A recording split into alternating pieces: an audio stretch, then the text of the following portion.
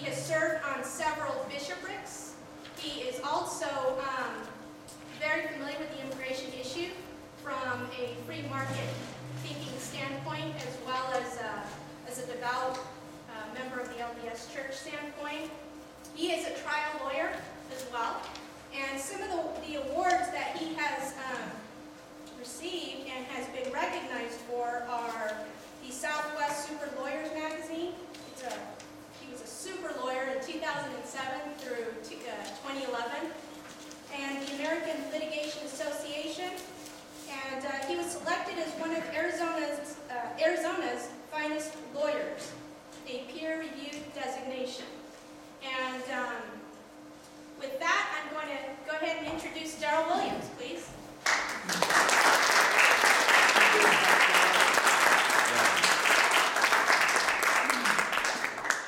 You know, last summer, one of my brothers in my family called me up and asked me to be a Minuteman to go down to the border and protect our border in the South.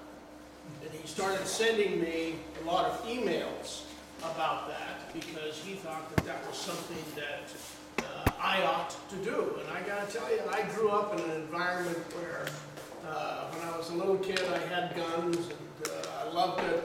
Dad's on a farm in Wyoming, and I'm kind of the Wild West free spirit. I made a mistake though. I went to law school.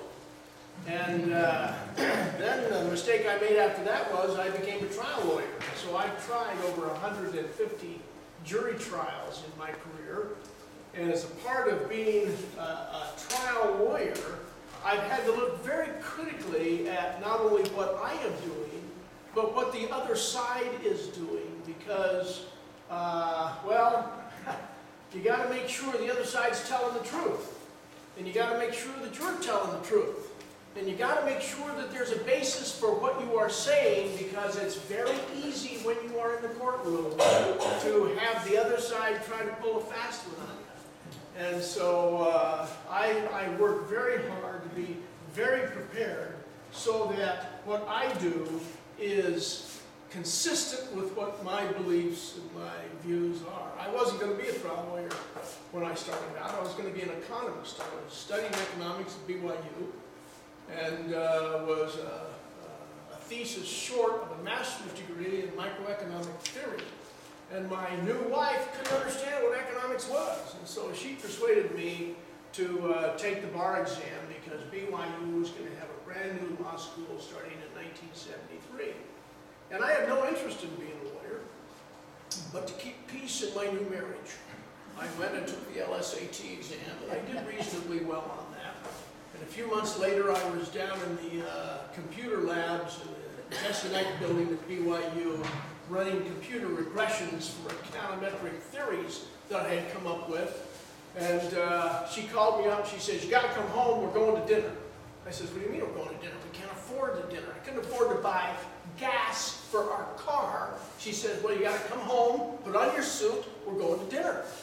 And I went home, and Rex Lee, who was the dean of the law school, invited us to dinner because he was recruiting students for a brand new law school. And the next thing I knew, I was enrolled in the law school, although I was going to go to the University of Chicago and study under Milton Friedman and Paul Samuelson and be an economist.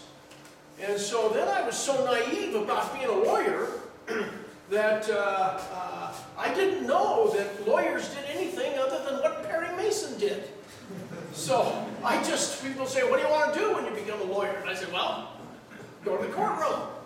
And they said, "Oh, you don't want to be," and I discovered to my wonder that there are all kinds of lawyers, and a very small percentage of them are trial lawyers. Most of them work in the office, do transactions, I don't know what they do. But what I do, I'm involved in conflict resolution. I sue people and I get sued. And I have been involved in some very complicated matters. I one time tried a jury trial that lasted 10 months. And every day I would go to court for 10 months. I've tried jury trials in Arizona, Texas, California, Utah. and around, and I just so love it. It is interesting to me, though, what happens in the courtroom, because I'm not sure that the courtroom is a place where you get right or wrong, truth or justice. You get win or lose in the courtroom, because you cannot educate a jury with everything that they really ought to know to make an intelligent decision. So I was very interested when I occasioned upon this, and I'm a voracious reader, by the way. I occasioned upon this statement here by our good friend Sigmund Freud. Sigmund Freud published this in 1922. And I thought it was truly extraordinary, because he recognized what happens when you're talking to a group of people. And that's a group like this. People who are in a group cannot be critical. They are credulous to a fault, open to influence. It doesn't have a critical faculty, and it doesn't exist for it. And as a result of that, you got to be very careful when you're talking to a group. Anyone who wishes to have an effect upon it needs no logical adjustment in his argument. He must paint it in the most forcible colors. He must exaggerate, and he must repeat the same thing again and again. And if you do that in a group, they're going to consider you to be a fabulous speaker, because you say the same thing over and over. And I got to confess to you, I do it in the courtroom. I pick a theme. I have the jury there, and I say, I'm going to repeat this thing over and over again. If I say it enough, they're going to believe me. Because they don't have the critical capability to analyze what is really happening. So let me give you some examples of this. Being a Republican, if you're going to campaign, you're not going to really say anything. You're just going to say, change we can believe in. And pretty soon, if you say that enough, people are going to go, yes, I like that guy.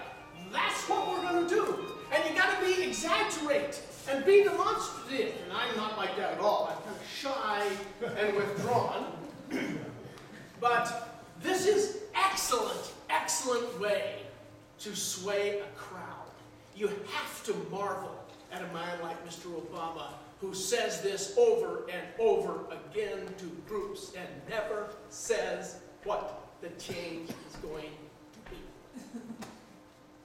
Gets elected. And then what's he do? Well, there are lots of other things like this too. I love this one. What part of no don't you understand? And it just has this nice feel to it. You say, yeah, how can you not understand it? No. How about this one? I hear this one a lot in the context of immigration. What part of illegal don't you understand? And people go, well, yeah, it's illegal for heaven's sakes. And I believe in the law. Well, you got to be careful when you hear things like this, because you need to do some analysis. You need to search your soul, yes. But first, you need to study it out in your mind. Now, I assume a lot of you are Mormons, so I'm going to do some things that I would not normally do in an environment like this. I would say, yeah, behold, I will tell you in your mind and your heart.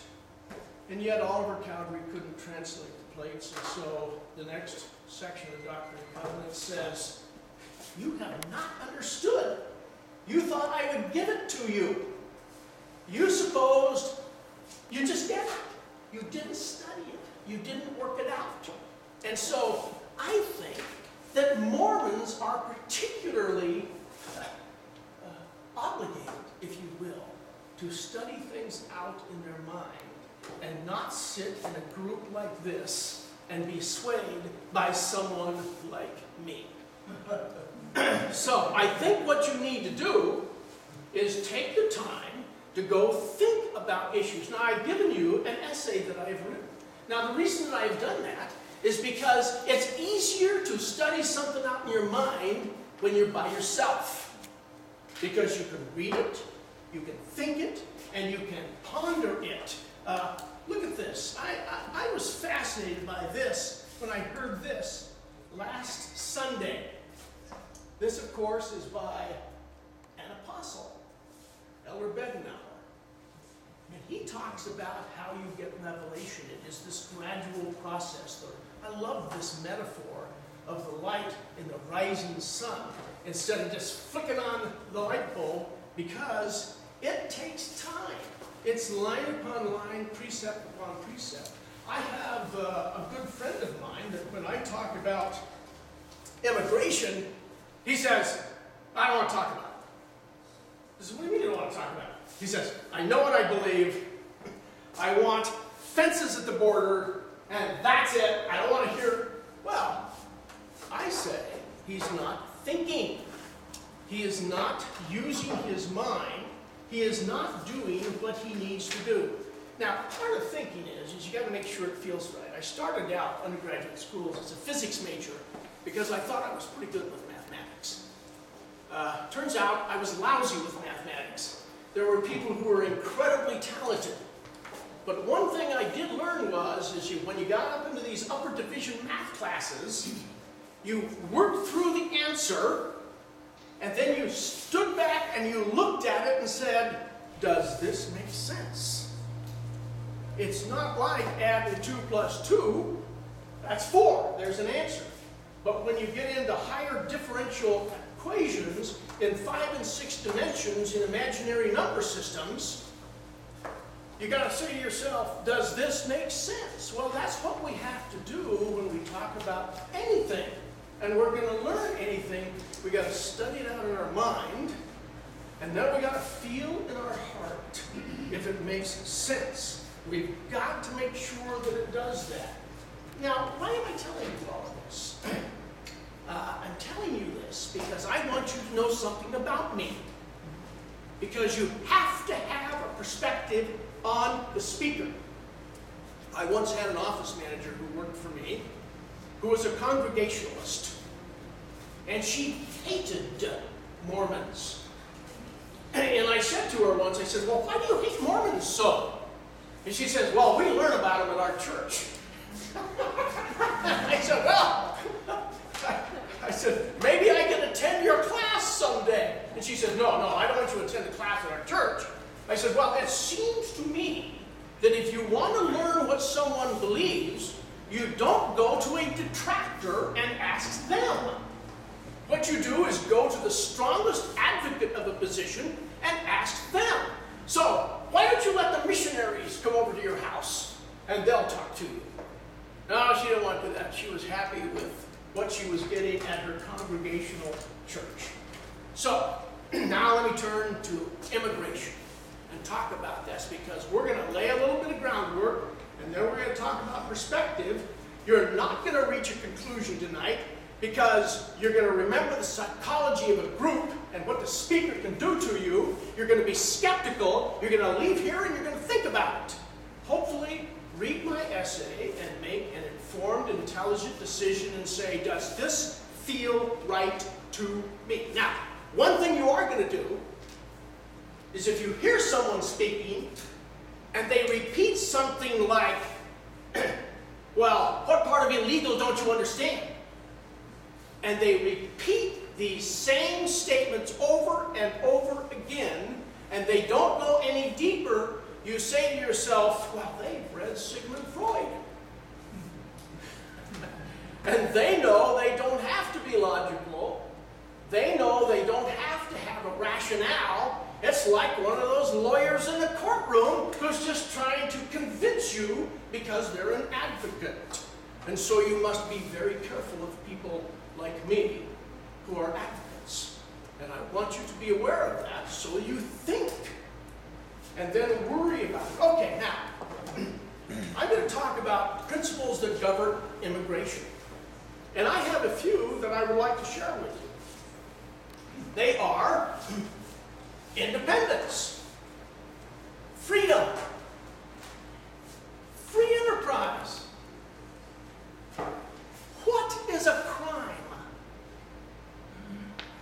should be a crime? You know, if you haven't read Thomas Paine's Common Sense in a while, it's 40 pages. You ought to read it.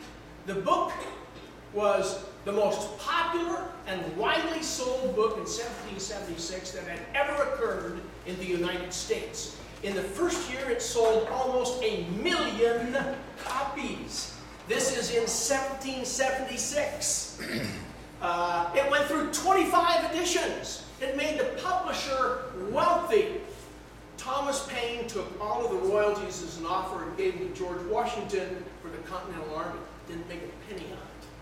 It is the one document that did more to incite the Revolutionary War than anything else. And so occasionally you should go back and read it. It talks about the difference between society, how we get together and live as human beings, and government, how the government must function to regulate the society, leaving these people free to do what they want and to make sure that someone doesn't take advantage of them. That's the whole underpinnings of our government and our country.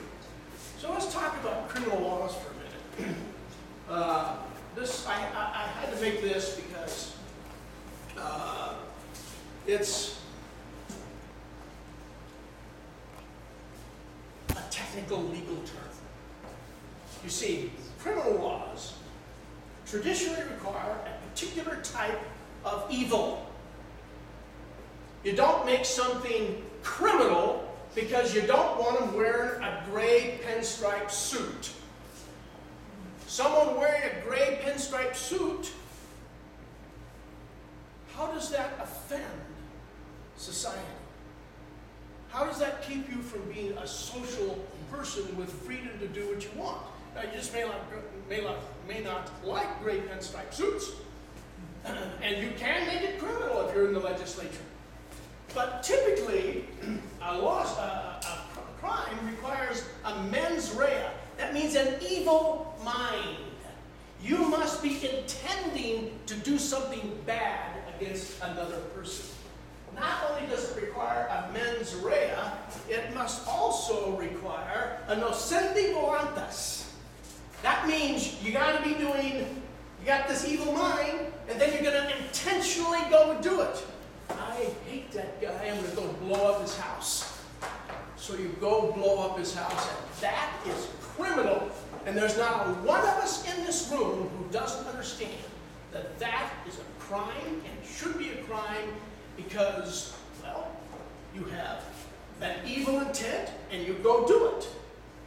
And that ought to be punished to control how we live in society. Well, I'm going to bring us forward in a minute to the criminal aspects of immigration law.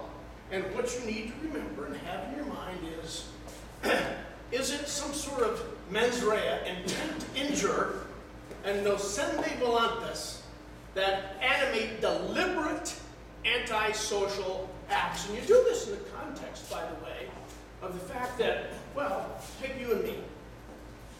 Take our ancestors.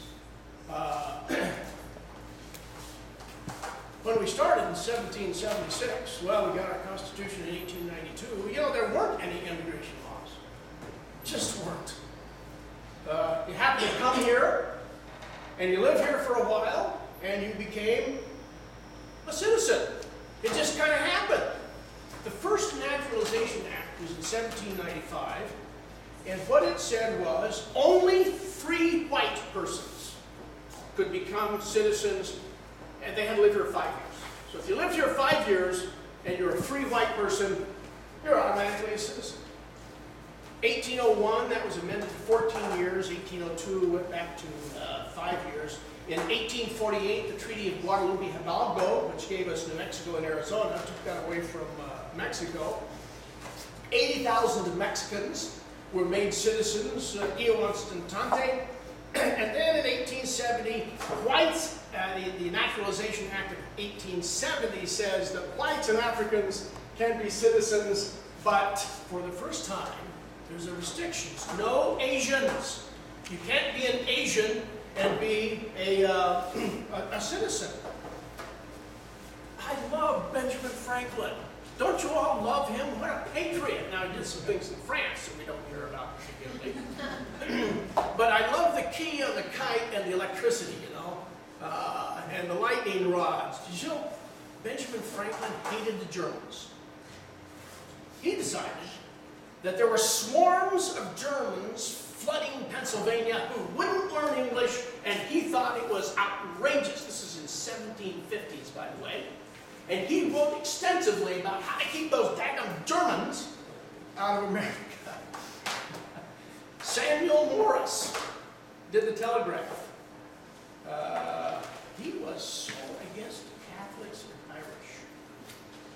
He was part of what was called the nativist movement in the 1850s, 60s, 70s, and into the 1900s.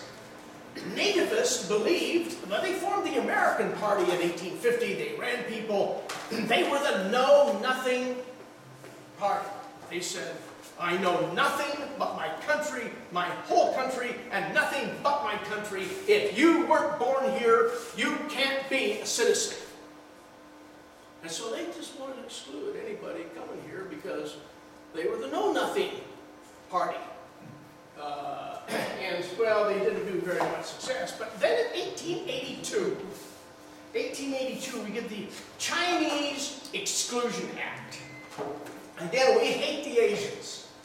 And so this is a political cartoon from 1881 when the notable president, President Chester Arthur, you all remember President Arthur, of course, he vetoed this bill a couple of times, but it caused such a furor and cry that he finally had to sign this bill that said if you're from Asia, if you're from you're Chinese, you can't come into the United States. And this is a typical political cartoon from the era.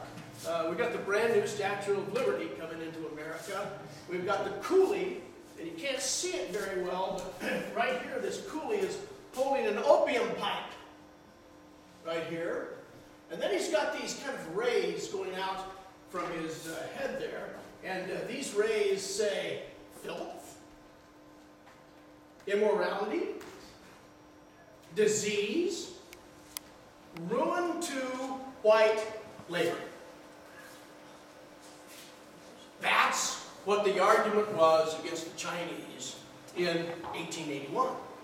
Because everybody knew that these people were awful and should be kept out of our country.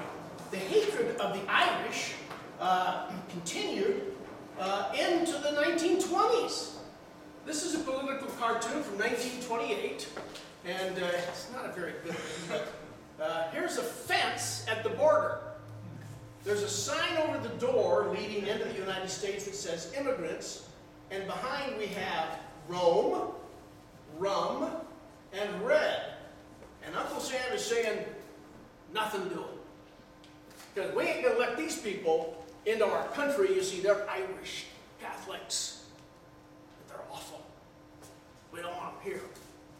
They're like the Germans in Pennsylvania in the 1750s who didn't want to learn English.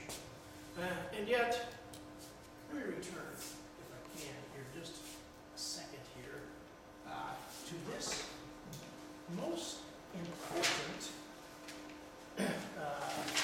statement by, well, I have to find it. It's not a big deal here. Just a minute. I'll find it. Here it is.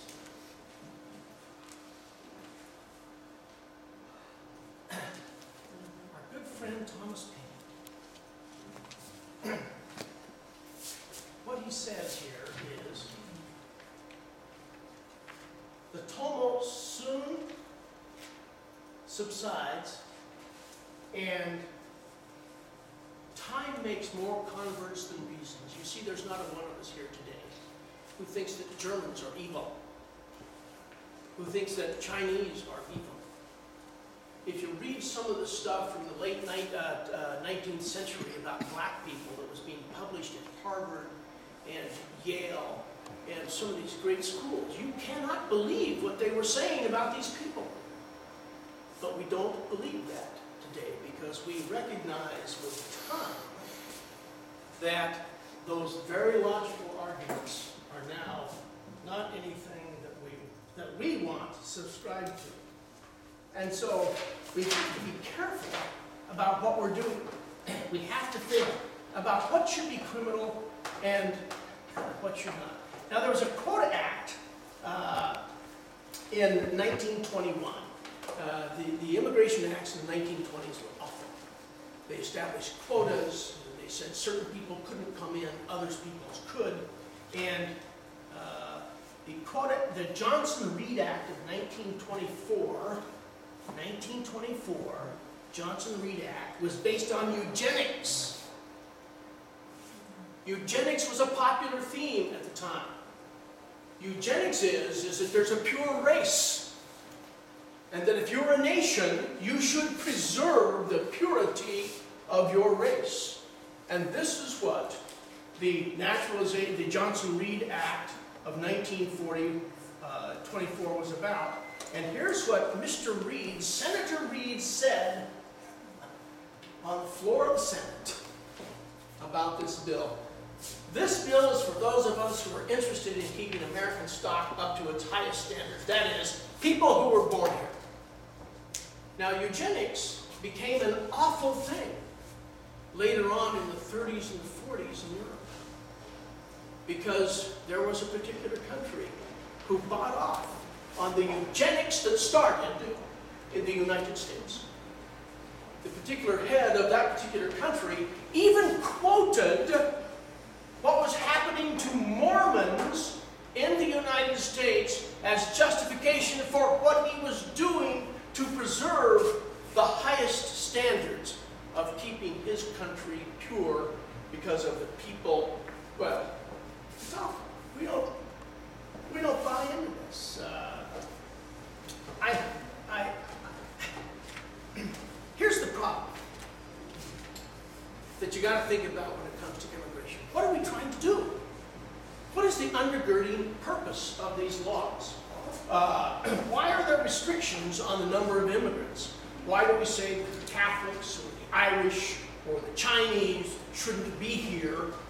Why do we want to, as they wanted to back then, build a fence? Here's the problem from an economic standpoint. Let me switch to that for a minute. Economics creates a tidal wave of demand. People don't go to a country because they just think it would be nice. They go there because there's something there they want, and they have a demand for that, whether it's religious freedom, the freedom to get a job that they want, the freedom to work. That's what people do. And so you got to be careful that you don't enact laws that you simply can't enforce. I like King Canute. King Canute was the ruler of much of Denmark, British Isles, in AD 1000, and he built a throne on the seashore. And he was so irritated because the tide would come in and get his shoes wet. And so he, as king, commanded the seas to stop. And so he said, well, I guess who's really king is the one who can command the seas, and they will obey. It is not me. Enacting laws that conflict with economic reality, with pressure, result in what we have to call a black market. And I'll give you a perfect example of a black market.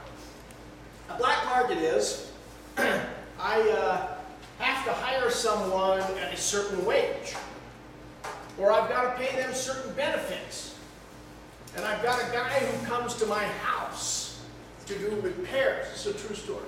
To do repairs on my house, a workman, and he says, well, tell you what, there's two prices. No. He says, well, yeah, I have a regular job, and I pay enough in taxes. Oh, you know? Yeah. So if you pay me in cash, the price is this much. But if you give me a check, it's this much. That's called a black market. He wants to work off the books. Now, this is a white guy. A skilled craftsman. I was so angry that he had the ability to decide whether he would pay taxes or not, I gave him a check and sent him a 1099. Just so made me angry. Well, I look at people who deal with the economics of immigration. Take the Cato Institute. The Cato Institute is one of the most conservative organizations in the United States. The Cato Institute can't be more of an enemy to liberals. It is conservative. It is, I am so right-wing, I'm right of Genghis Khan. And right next to me is the Cato Institute. And yet the Cato Institute does not understand why there are restrictions on immigration, because it makes no sense from an economic standpoint. And we have history here in Arizona that shows it so. When there's lots of work to be done, lots of people come to America to do the work. The work's done, they go back.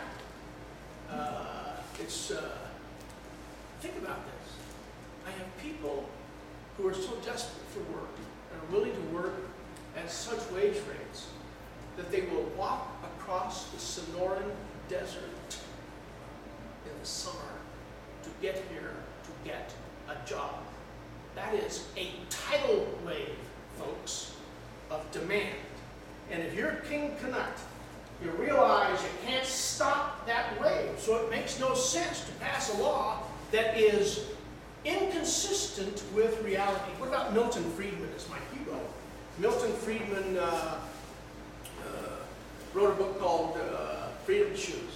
If you haven't read Milton Friedman's book, you got to read it. It is the Bible for conservative economic thinkers. It was Ronald Reagan's book. He read it all the time while he was in the presidency.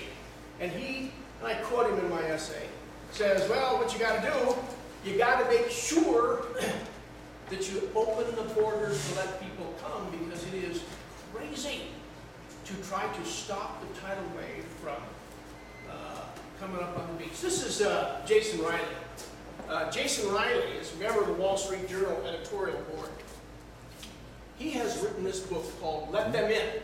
Now, if you want to exercise your mind, if you want to task yourself with seeing what the arguments are that you should follow, then what you should do is read Jason Riley's book. And you shouldn't be afraid to do it. You know, I sent my essay to Russell Pierce because he's the president of the Senate. He is the Senate president for me. He is my president in the Senate. And I sent it with a very nice cover letter. Dear Mr. Pierce, you are my representative. You control my Senate. I want you to read my essay and please tell me where I am wrong. Nada. I wish Mr. Pierce would write me back. Now, I don't want him to speak to me in a group like this because I'm concerned about the Sigmund Freud effect. Because I have heard people like him just pound the table, say the same thing over and over again. You know, I heard our governor talk about people being beheaded in the desert. And I go, huh? I never heard about that. And so then I'm trying to figure out where it is. And I couldn't find it. You know, if you're a politician, it's kind of like being in a courtroom. You don't have to have facts. You don't have to have logic. You just kind of go ahead and say it. Well, so I have some sections in my essay, and I'm going to speed through this now because I want to get to the Mormon part, and then I want to have questions. You can read this. I have several things in my essay that I think are important for us to look at. Some people, like my brother, and many in my family say, we just got to keep these people out. Let's circle the wagon. Let's build a fence. Let's maintain the status quo. We don't want this new blood. Sounds like nativism of the late 1800s. It sounds like eugenics is what it sounds like, and I talk about that. Well, let's maintain work for citizens. I believe in a free enterprise system. What do you mean maintain work for citizens? Because if you just say, well, they're taking our jobs, you go, well, what jobs are they taking? Because there sure seems to be a lot of work for them to do here. And not only that, when they do the work, they earn money, they spend the money. It increases our tax base. You have to look this quote right here. This is an objective analysis done by the comptroller of the state of Texas. Now, state of Texas has more undocumented Hispanics than any other state in the Union save California. And so the comptroller decided that she would do an analysis of what happened there. 1.4 million undocumented immigrants. If they weren't there, the loss to the state would be $17.7 billion. And the revenues collected from immigrants exceed what the state spends on them by almost $500 million. You think about this, think about what happens with Social Security. You know, many illegal immigrants, you know, they get these false Social Security cards. And each year the Social Security Administration gets all these donations that they don't know what to do. $6 to $7 billion a year the Social Security Administration gets from people who, well, they're using numbers that don't work, but, you know, they're paying the taxes. These people aren't expected to get any benefits from this. And the thing that has always puzzled me is people say, well, you know, they come here and they get free medicine, all that stuff. You'll see in my essay that there are some statistics that show that they don't use medical care as much as citizens do. They're much less likely to be on welfare because guess what? They gotta work. They know, don't work, don't eat. They don't live in this same entitlement world that we live in, and I wish we didn't live in. So they work their guts out, not expecting that they do things like this, pay all this Social Security money into there. It's a good thing that the Social Security people have that. Now, you don't hear that from an advocate who says, my gosh, they're taking jobs away. There was a late-night television program on Saturday night. And in the Saturday night program, there was a parody of an illegal immigrant who had walked across the border, taking the job of the president of this corporation, who is now having to bus tables in a restaurant because this immigrant has taken his job. But you don't understand that what happens is when these people get jobs, there's a multiplier effect. They buy food. In this room tonight, there's an owner of a grocery store that caters to Hispanics. It's a very large store. And all these Hispanics go there. Rancho Market, you ought to go there if you haven't, because Rancho Market is a great grocery store. Let me do that little ad. But what happens when we have things like Senate Bill 1070, and we're treating these people like they are dross and refuse? Their business goes down. They're not expanding. What happens to the apartments that are holding those people? They lose tenants. Those landlords go out of business. The Rancho Market is not buying food from other domestic suppliers. They had plans to expand a couple of years ago. They haven't because their business is down so far.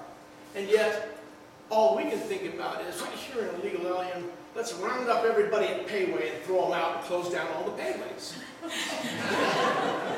Well, I like Payway. And I cannot think that anybody who is working there at the Payway is a criminal, is doing something that is asocial, that is interfering with our society. Well, what about crime? I'm going to do this. I'm almost done. I'm sorry. One of the problems that we always hear about is that immigrants bring crime.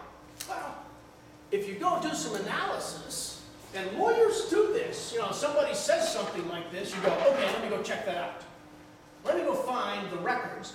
Let me go get the actual statistics, and you will find that after years of witnessing a rise in the number of illegal immigrants in their state, people are in reality less likely to be victims of crime than any time in the past 4 decades. Tell me, do any of you in this room feel less safe today than you did 4 years ago when you're out walking around?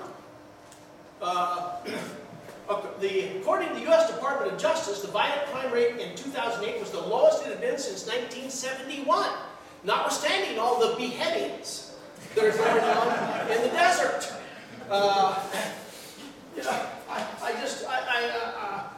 I'm being facetious here.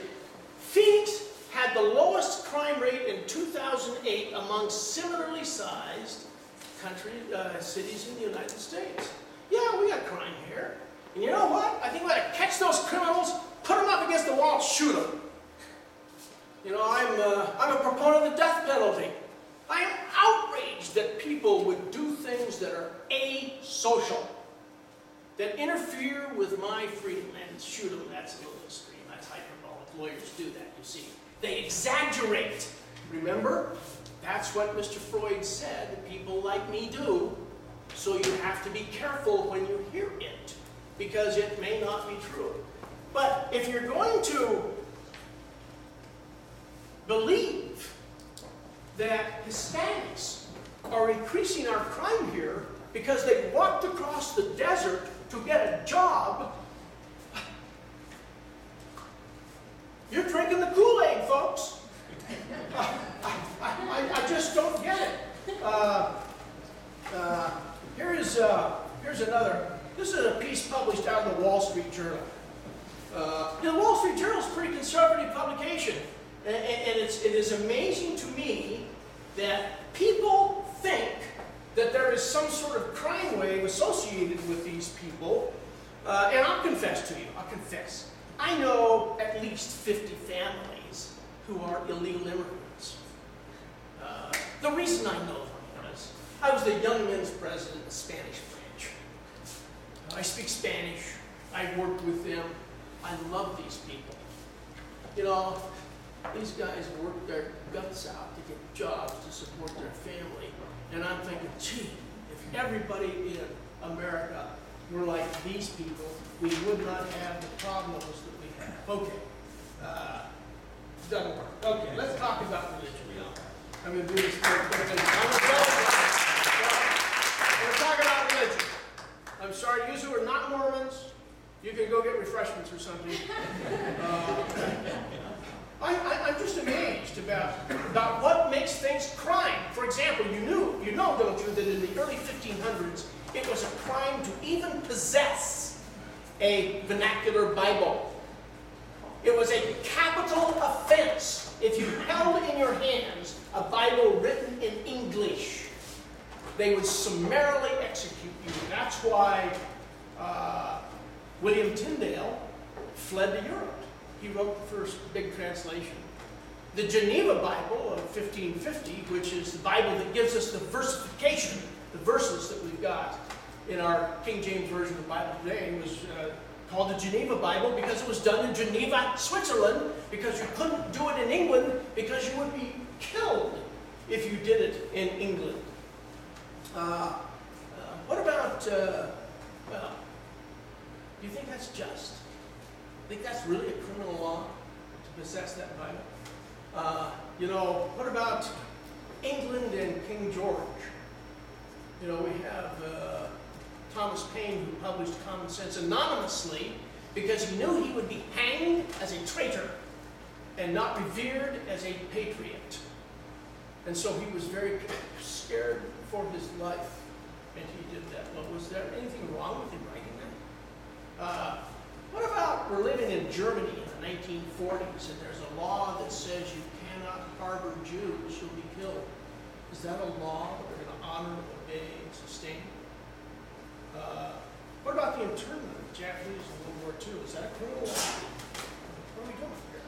Now, time gives us some perspective on these things. How about Rosa Parks? She refused to get up and move to the back of the bus and give somebody a seat. Was she a criminal? No, time tells us that she was. Joseph Smith, you know, was a fugitive when he was arrested and taken to Carthage. And yet, most Mormons don't consider that he really was a fugitive because it was an unjust imprisonment.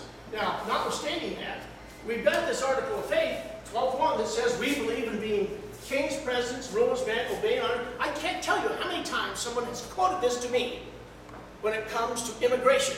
Don't you believe in honoring the state of the law? What part of illegal don't you understand? I say to them, well, you know, that's very good for a general statement, but let's be careful about it, because if we look at the Doctrine and Covenants, it says, we believe that the commission of crime should be punished according to the nature of the offense, according to their criminality and tendency to evil among men. What kind of evil among men does it have to have someone here getting a job and working?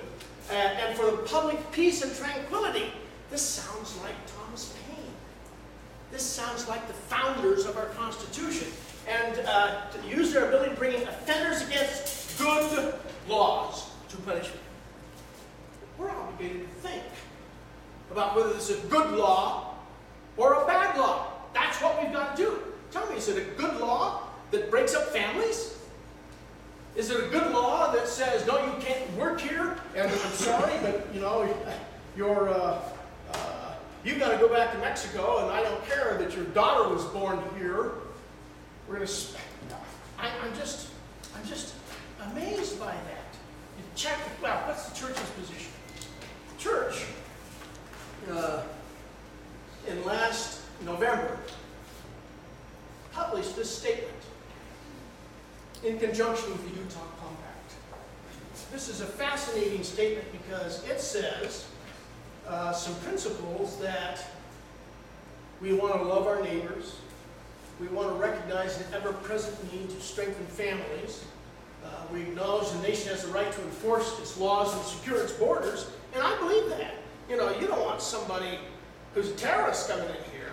You don't want somebody intent upon doing some sort of social offense.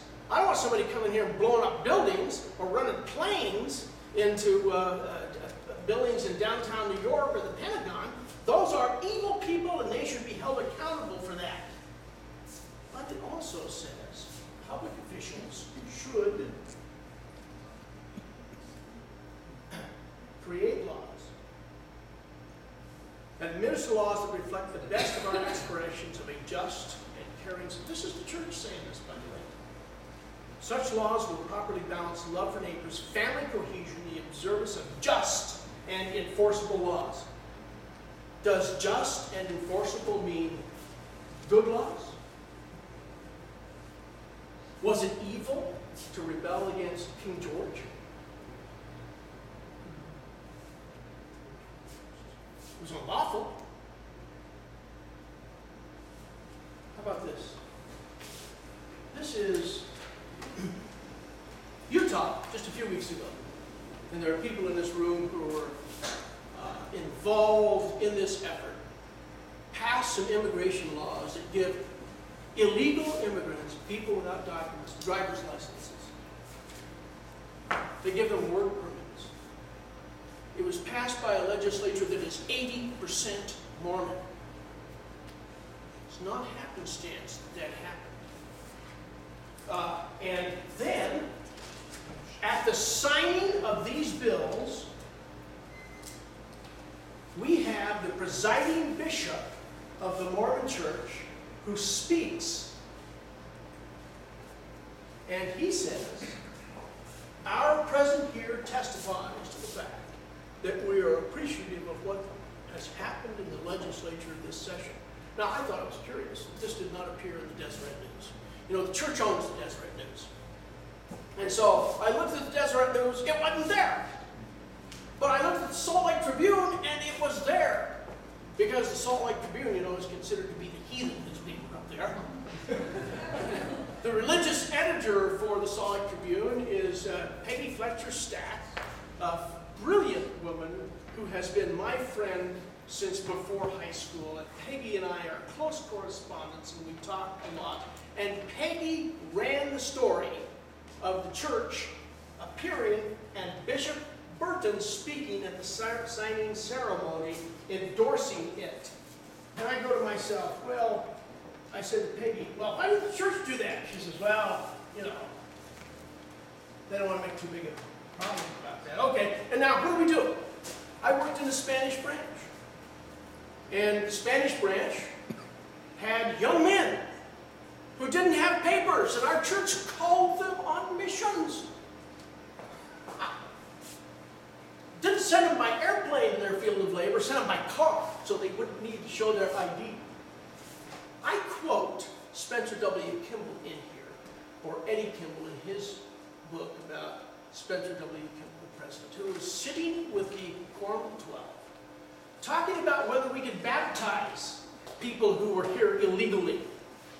Because half the brethren thought, well, that's a crime, we can't do that, and the other half said no, and so, in a rare instance of not seeking compromise, after these discussions, which were fiery and incendiary on both sides of the issue, President Kimball said, we will baptize them.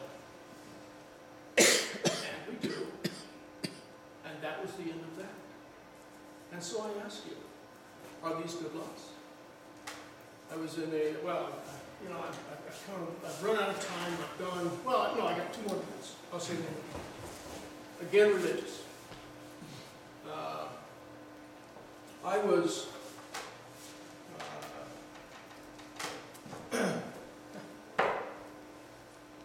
I fly an airplane. I'm a pilot. I fly 250, 300 hours a year. I use it in my work. I love it. I was flying from Calgary, Alberta, down to Boise, Idaho, because there was a young man who had had a stroke up there, and he needed transport back to the United States. And it was almost impossible. We had to get him out of the socialized medical scheme of Canada because he would have died there. And so it was a distant relative at law. And they knew I had a plane where you could put someone down a stretcher. I flew up there. We loaded him into the plane in Calgary. I took off, flew into Boise, and he is alive and well today, rather than dead and buried.